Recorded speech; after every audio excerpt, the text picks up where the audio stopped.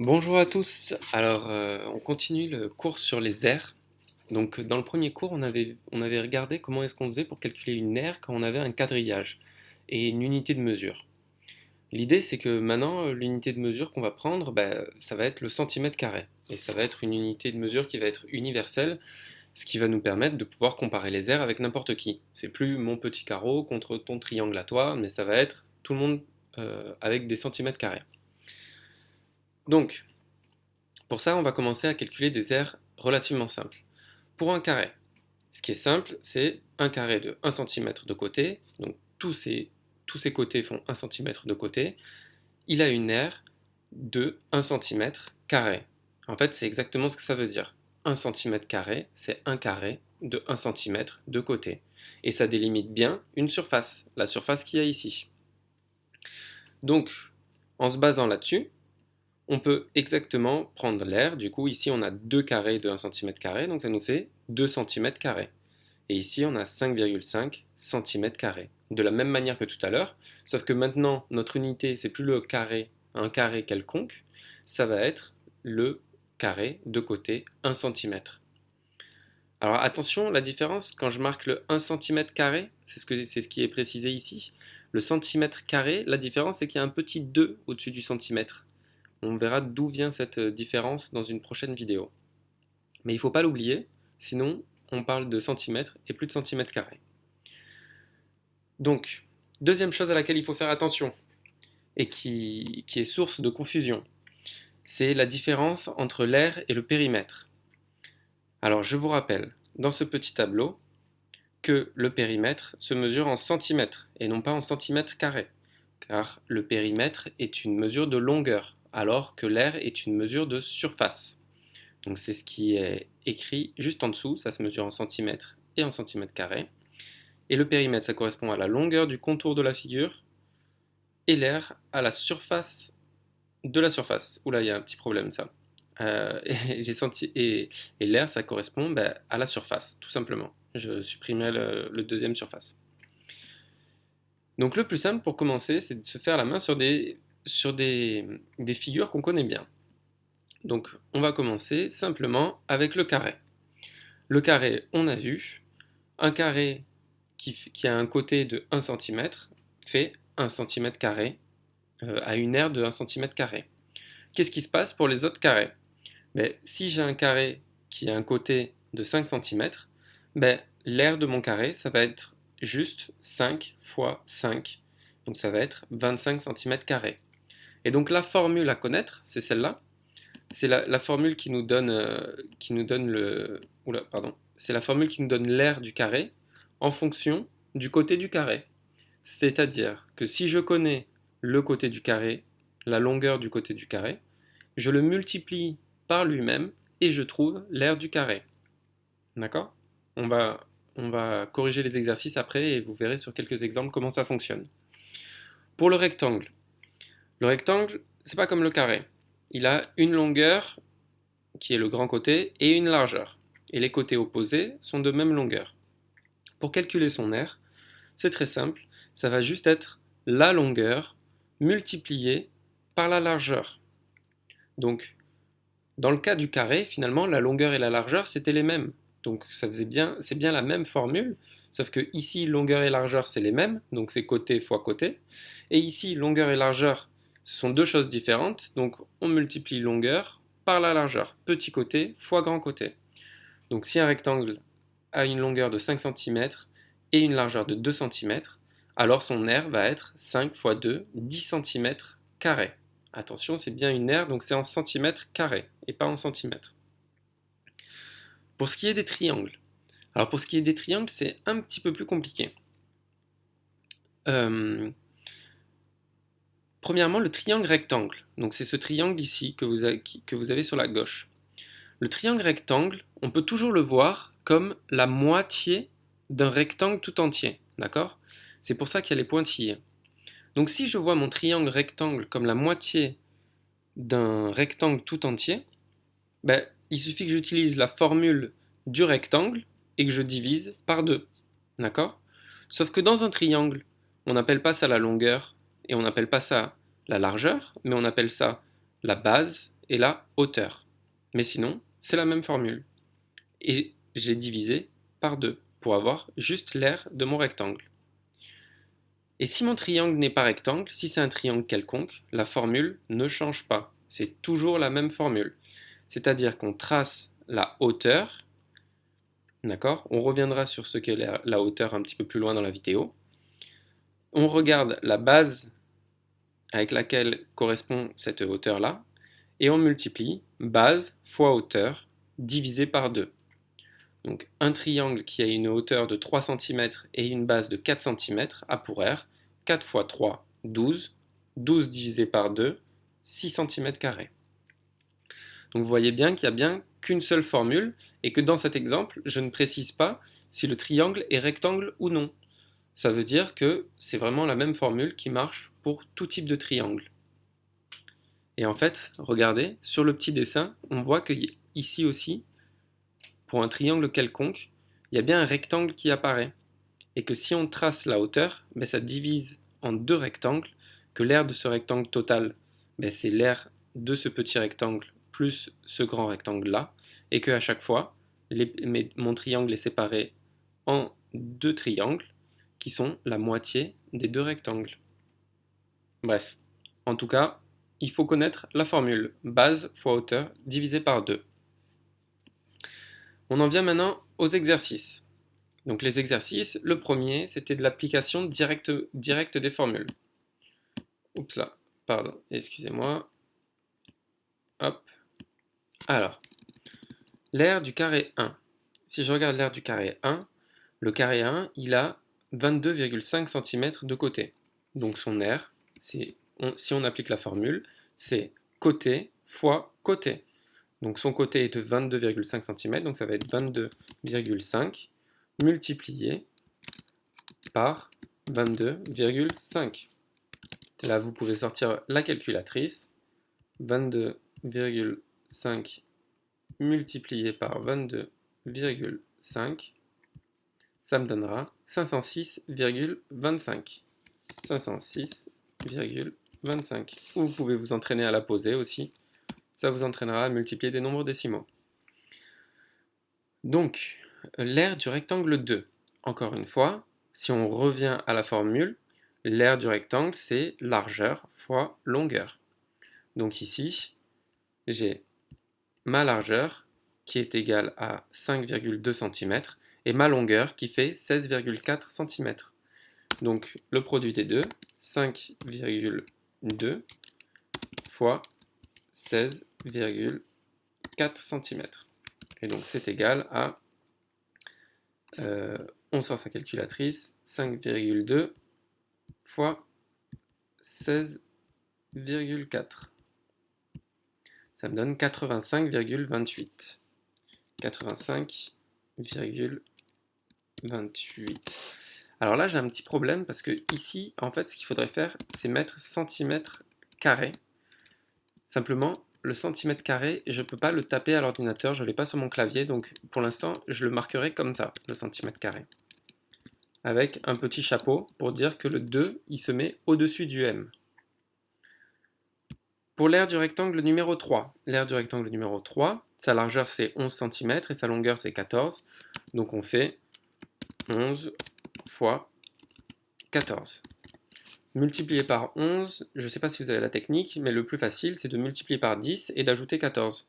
10 fois 14, ça me fait, 10 fois 14, ça me fait 140. J'ajoute 14, ça me fait 154. Donc 154 cm². L'aire du triangle numéro 4. Donc l'aire du triangle numéro 4, on voit ici que c'est un triangle rectangle. Donc son aire, ça va juste être la hauteur, qui est ici de 4 cm, multipliée par la base, qui est ici de 3 cm. Donc ça me donne, je vais le mettre entre parenthèses, 4 fois 3. Et on divise le tout par 2. D'accord ?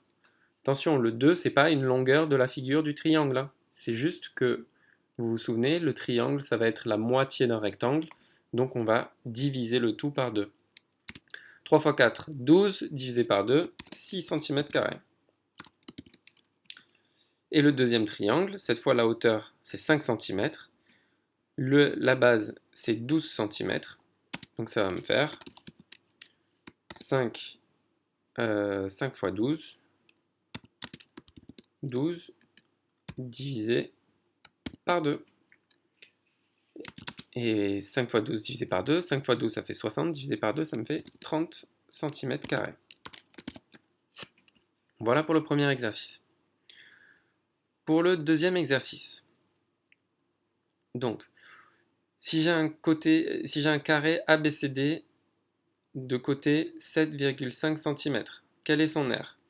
Toujours pareil, on applique la formule. Donc, ABCD est un carré. Donc, on calcule son aire avec la fonction. On calcule son aire avec la formule. Hop, attendez. Avec la formule, l'aire est égal au côté multiplié par le côté. D'accord? Donc, ABCD a une aire de A est égal à 7,5 fois 7,5. 7,5 fois 7,5. Ce qui est égal à, vous pouvez sortir votre calculatrice, 7,5 multiplié par 7,5, 56,25. 56,25. Donc, pour la deuxième question, c'était un petit peu plus compliqué parce que cette fois, il faut revenir en arrière. C'est-à-dire qu'on a l'aire du carré EFGH et on nous demande la longueur d'un de ses côtés. Donc, un de ses côtés, donc forcément, comme tous ses côtés ont la même longueur, on nous demande la longueur de ses côtés en fait. Donc, son aire, c'est 4 cm². D'accord? Donc, EFGH a pour aire 4 cm². S'il a pour aire 4 cm², ça veut dire que son côté fois son côté, d'accord, c'est égal à 4 cm². Donc, son côté que je multiplie par son côté est égal à 4 cm². Est égal à 4 en fait. Donc, quelle est la longueur quelle pourrait être la longueur du côté? Je peux essayer, hein, comme je ne sais pas trop, je peux essayer si son côté il est de 1 cm. Si son côté il est de 1 cm, ça me donne 1 fois 1, ça me donnera 1 cm². Donc c'est pas la bonne longueur. Donc je peux essayer avec 2 cm. Si EFGH il a pour côté 2 cm, ça me fait 2 fois 2, 2 fois 2, 4, et donc ça me fait bien une aire de 4 cm². Point. Donc, EFGH a, on va plutôt le marquer, la longueur des côtés de EFGH est de 2 cm. Hop. Voilà. Et pour le dernier, donc c'est un champ rectangulaire qui mesure 120 mètres de long pour 80 mètres de large. Donc cette fois, on applique la formule pour calculer l'aire d'un rectangle. Donc le champ est rectangulaire.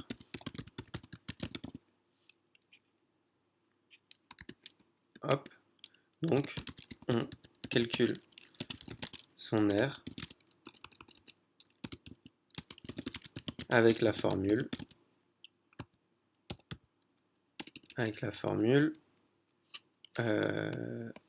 L'aire est égal à la longueur multipliée par la largeur.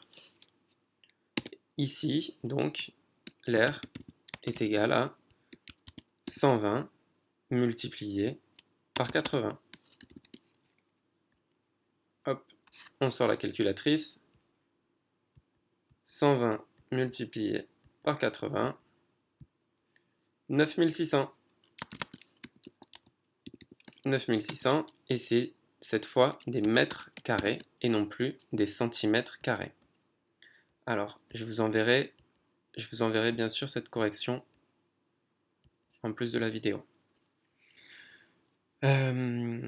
L'exercice 8. Alors, pour l'exercice 8, on demandait de trouver les hauteurs des triangles. Alors, vous avez deux triangles et quelles sont leurs hauteurs? Au-dessus, je vous ai rappelé la définition d'une hauteur, pour ceux qui n'ont jamais vu. Une hauteur d'un triangle, c'est une droite passant par un sommet et étant perpendiculaire au côté opposé à ce sommet. Qu'est-ce que ça veut dire? Ça veut dire que la droite doit passer par un des trois sommets du triangle. Donc par exemple ici, si on est sur le triangle A, ça doit passer soit par E, soit par C, soit par D. Et ça doit être perpendiculaire. Donc je vous rappelle que perpendiculaire, ça veut dire que ça forme un angle droit au côté opposé à ce sommet. Donc, quels sont les côtés opposés? D, si je prends le sommet D, son côté opposé, ça va être EC. C'est le côté qu'il y a en face. Si je prends le sommet C, son côté opposé, c'est ED. Et si je prends le sommet E, le côté qui est en face, ça va être CD. Donc quand on nous demande quelles sont les hauteurs tracées sur les triangles ci-dessus, en fait, la hauteur du triangle A, la seule droite qui passe par un sommet et qui est perpendiculaire au côté opposé, ben c'est la droite EH. Donc la hauteur du triangle A et la droite,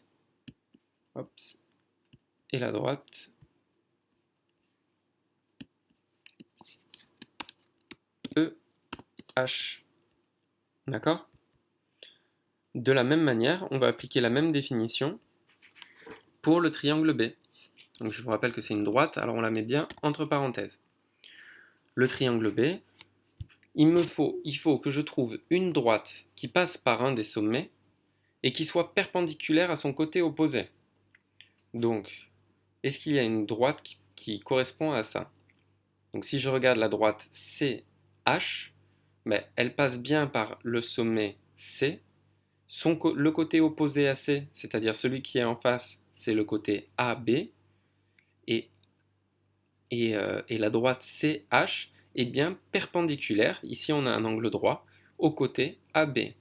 Donc c'est bien une hauteur. Donc je vais appeler cette droite CH, ça va être la hauteur du triangle B. D'accord? Alors, juste une petite précision au niveau des hauteurs. Les hauteurs, bien sûr, pour chaque triangle, il y en a trois. C'est-à-dire que de la même manière, j'aurais très bien pu tracer ma hauteur issue de C, d'accord? Une droite qui passe par C et qui aurait été perpendiculaire au côté ED, d'accord? Et ici qui aurait formé un angle droit. Donc ça aurait été possible. Mais et si on avait calculé, si on avait eu la longueur de cette hauteur, et si on calculait avec la même formule, c'est-à-dire cette hauteur fois cette base, l'aire du triangle, on aurait trouvé exactement la même aire que si on calcule avec la hauteur EH multipliée par la longueur CD.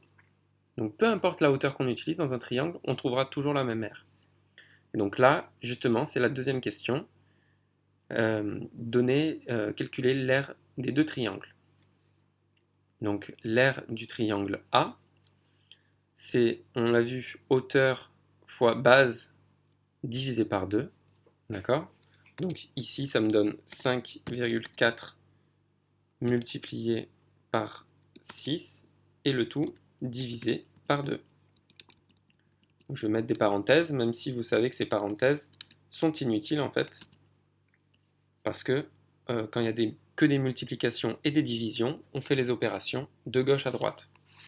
Donc 5,4 fois 6, ça me donne 32,4. Je divise par 2, ça me donne 16,2 cm². 16,2 cm². Et pour le second triangle, ça va être exactement la même chose. Cette fois, ma hauteur, elle fait 4 cm. Oups là. Excusez-moi. Hop. Je vais remettre ça là. Ah bah il veut pas. Bon, c'est pas grave. Donc pour le triangle B, cette fois ma hauteur elle fait 4 cm. Et la base que je vais choisir, c'est la base AB qui fait ici 6 cm. Donc mon R, ce sera 4 fois 6 divisé par 2. 6 fois 4, 24, divisé par 2, ça me donne 12 cm carrés. Donc faites bien attention, parce qu'ici, il y avait une deuxième longueur. D'accord? Il y avait la longueur AC. Mais dans la formule de l'aire du triangle, c'est bien la hauteur multipliée par la base, mais la base qui correspond à cette hauteur. D'accord? Si j'avais décidé de tracer une autre hauteur, ici, qui passait par B et qui était perpendiculaire à AC, donc cette hauteur-là, si j'avais eu la longueur de cette hauteur-là, il aurait fallu que je multiplie par la longueur de mon côté AC. Mais ce n'est pas le cas. Là, la hauteur que j'ai, elle correspond au côté AB. Donc c'est bien le calcul que j'ai effectué. Enfin, le dernier exercice. Si je vais trop vite, n'hésitez pas à faire pause et à relire ce que je dis. Le dernier exercice, c'est un calcul d'air par en plusieurs parties. L'objectif, c'est de calculer l'aire du triangle blanc qu'il y a ici. En premier, on demande de calculer l'aire du rectangle. L'aire du rectangle, vous connaissez, vous savez comment on fait. C'est la longueur fois largeur. Encore une fois, on applique exactement toujours la formule. Donc, longueur fois largeur, ça me fait 6 fois 12, et c'est égal à 6 fois 12, 6 fois 10, 60, j'ajoute 12, 72. 72 cm carrés. Ensuite, calculer l'aire des deux triangles en gris. L'aire du premier triangle en gris, donc c'est celui-là que j'ai pris, le petit. Donc c'est côté hauteur fois base divisé par 2. Donc ici, la hauteur, elle est écrite ici de ce côté-là, mais c'est la même ici. Ça va être 6 fois 4 que je divise par 2. Donc 6 fois 4 divisé par 2. 6 fois 4, 24, divisé par 2, c'est égal à 12 cm carrés. Donc ça, c'est mon R. Enfin, pour le deuxième triangle, qu'est-ce que j'ai? J'ai ma hauteur qui est ici, qui est de 6 cm, et j'ai ce côté DE que je ne connais pas. Je ne connais pas, mais je sais que DC est égal à 12 cm, comme AB, parce que c'est un rectangle. Donc DC est égal à 12 cm, et moi là, je vais que jusqu'à E. Donc c'est comme si je faisais DC et que je reculais de je reculais de EC. Donc ça me fait 12 cm moins 4 cm de EC. 12 moins 4, ça me donne 8. Donc ici, mon R, ça va être égal à mes 6 cm de hauteur multiplié par les 8 cm qui sont ici, que je divise par 2. 6 fois 8, 48, divisé par 2, 24 cm carrés. Et maintenant, pour calculer l'aire de mon triangle blanc, ça va être tout simple. L'aire du triangle blanc, c'est exactement l'aire du rectangle auquel j'enlève les deux triangles gris. D'accord? Donc l'aire du triangle blanc est l'aire du rectangle moins celle des deux triangles gris. Donc ça me donne une aire de l'aire du rectangle, on a trouvé 72 cm², auquel j'enlève 12 cm, 12 cm², auquel j'enlève 24 cm. Donc 12 plus 24, ça me fait 36. 72 moins 36. 72 moins 36, vous pouvez le faire à la calculette si vous voulez. Hop. Mince. 72 moins 36, ça me donne 36 cm². Et voilà, c'est fini pour la correction.